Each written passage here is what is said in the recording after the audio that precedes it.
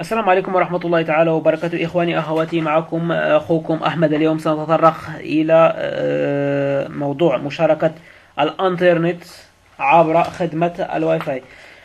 إذا هنالك شروط بطبيعة الحال لمشاركة الإنترنت. هنالك الشرط الأول هو أن تتوفر على نظام تشغيل ويندوز 7. ثم الشرط الثاني أن يكون لديك واي في كارت، لا كارت دو واي في أو واي فاي كارت. ثم الشرط الثالث أن تكون لديك انترنت مطلوقة في جهازك بطبيعة الحال لمشاركتها.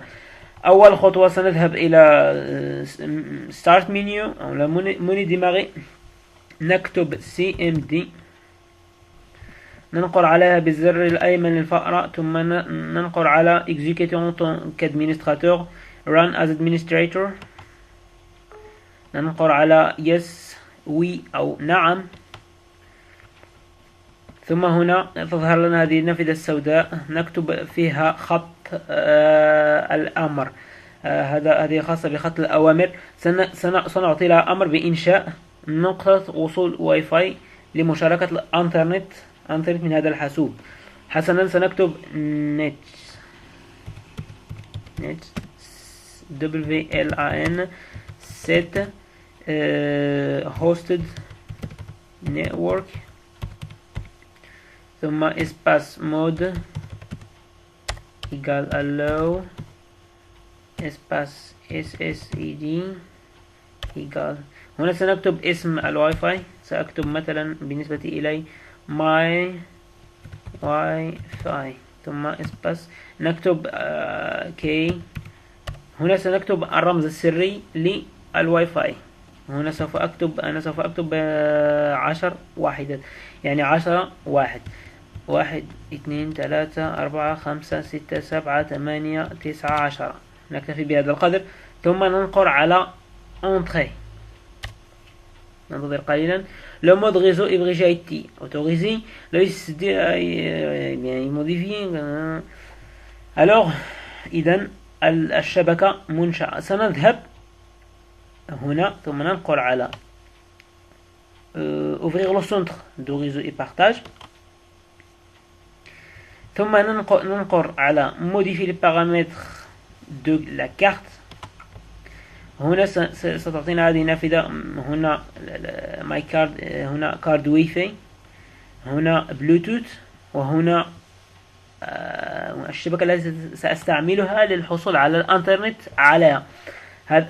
سوف نذهب على يعني الشبكة التي تحصل من الانترنت عليها، ثم تنقر على زر الأيمن الفأرة، ثم تنقر على properties أو la propriété en français، ثم هنا ننقل partage ou bien share connection. هنا نختار autoriser d'autres ordinateurs du réseau à se connecter via la connexion internet de cet ordinateur. connexion réseau سوف نختار connexion réseau sans fil 2. أين هو هذا؟ يعني لن نختار هنا حيث تتوفر لا كارت واي في ريزو لوكال برودكوم. هذه هي لا كارت واي في. سنذهب إلى هذا ميني فيرتوال واي في ميني بور، مايكروسوفت فيرتوال واي في ميني بور. سوف نختاره ضمن اللائحة التي ستظهر هنا في هذه النافذة، ثم ننقر على اوكي، ثم نغلق هذه النافذة، ثم نقوم بالاتصال عبر الانترنت.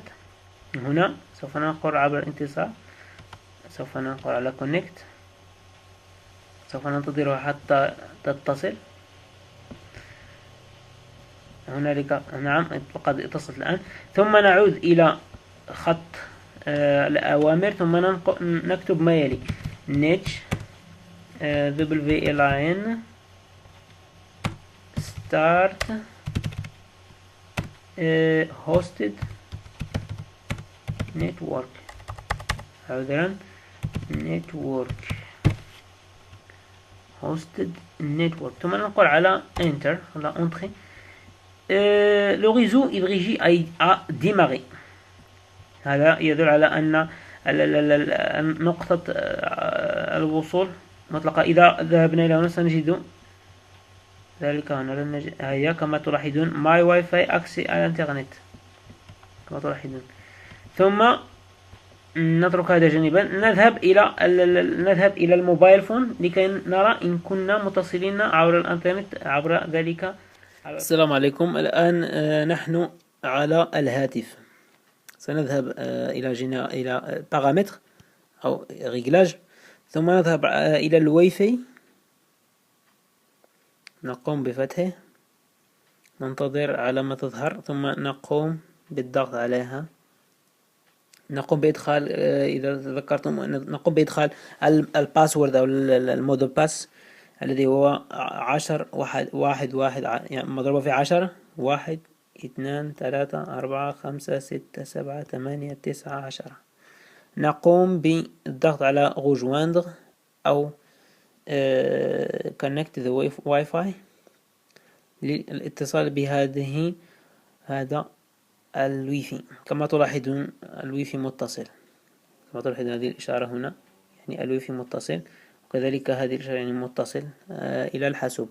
نقوم بالعودة لكي نرى إن كانت الإنترنت فعلا شغالة. سوف ندخل إلى سفاري أو البراوزر أو المتصفح، ننتظر قليلا. هنالك أثناء تسجيل الفيديو يكون هنالك نوع من نقوم مثلا بكتابة أي شيء. هنا نقوم مثلا بكتابة أي شيء، مثلا ماروك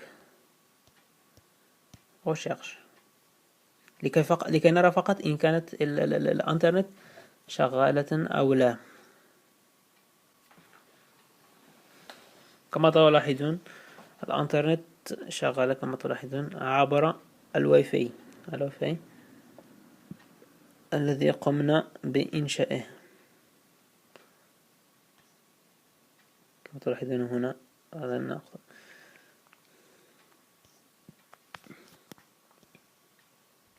كما لاحظتم يعني الواي فاي كان متصلا عبر الهاتف. إذن سننتقل إلى مرحلة يعني إغلاق هذه النقطة. إغلاق هذه النقطة سوف نغلقها، يعني يا إما أن نكتب نعيد كتابة ما يلي net WLAN stop hosted network. نسيت مجددا، لا ليس هنالك فراغ. كما تلاحظون في البداية كتبنا start، ثم هنا عند الإيقاف سنكتب stop، ثم نضغط على enter فيقول le réseau est s'arrêter. إذا قمنا بالدخول إلى هنا سوف نجد أنه اختفى كما تلاحظون، لا بأس. في حالة ما إذا كنت لا تريد الدخول في كل مرة إلى CMD وتعيد كتابة start stop في كل لحظة، سوف نقوم بإنشاء برنامج صغير جدا من خلاله سوف نتحكم عبر مثلا سوف أكتب هنا start، سوف أكتبها بشكل كبير start هكذا، ثم أمسح. هنا يجب عليك أو حسنا سأريك طريقة أفضل. سندخل عبر هذا ثم نكتب ما يلي net كما تلاحظون، ثم نكتب WLAN start hosted network. حسنا هنا كما تلاحظون، ثم نقوم ب save as. هنا سنذهب إلى text، سوف نختار سوف نمسح txt، ثم نكتب bat. هنا نقوم بenregistrer ثم نغلق. كما تلاحظون هذا لن نحتاجه، سوف نحتاجه من بعد. كما تلاحظون هذا إن قمنا بموديفي سوف نجد هذه لين دوكومنت. إذا نقرنا عليه سوف ننقر زر الفأرة بطبيعتها، ثم execute en temps qu'administrateur. سوف يسألنا، سنقول نعم، ثم سيقوم بتشغيلها ثم ينغلق لوحده كما تلاحظون ماي واي فاي ثم ينغلق. سوف نعيد برنامج آخر للإيقاف. سندخل نفس الشيء إلى هذا. لن نحتاج إلى إعادة كتابة ذلك، سوف نقوم بنسخه من هنا، كوبي، نقوم بغلقه، كولي. هنا بدل start سنكتب stop كما تلاحظون، ثم نقوم حسنا أنيبي، نقوم بفيشي enregistration save as بالإنجليزية، ثم نفس الشيء هنا سنكتب stop date bad enregistré، ثم نغلق هذا. لن نكون بحاجة إلى هذا، سوف نمسحه. الآن لدينا برامجين، أحدهما للتشغيل والثاني للإيقاف. كما تلاحظون هي نقطة وصول شغالة، سوف نقوم بإلغائها، إلغاء تشغيلها، ثم نقول هكذا يجب أن تنقل أدمنستراتور، ثم وي سيقوم بالفتح ثم ينغلق، ثم نعود إلى هنا. سوف نجد النقطة غير متصلة، نعيد نفس الشيء للتشغيل، وي سوف نجد أنها pas d'accès à l'internet، accès à l'internet. ثم إن كنا نريد غلقها نقوم ب execute en tant qu'administrateur، run as administrator، ننقر عليها وي يس أو نعم، ثم ينفتح برامج ينغلق. حسنا، هذه هي الطريقة. أشكركم جزيل الشكر على طيب المتابعة، وإلى اللقاء في شرح آخر إن شاء الله مقبل إن شاء الله. لا تنسوا أن تقوموا بسبسكرايب أو الانضمام إلى القناة للحصول على فيديوهات أخرى، فيديوهات شرح أخرى. شكرا لكم على المتابعة.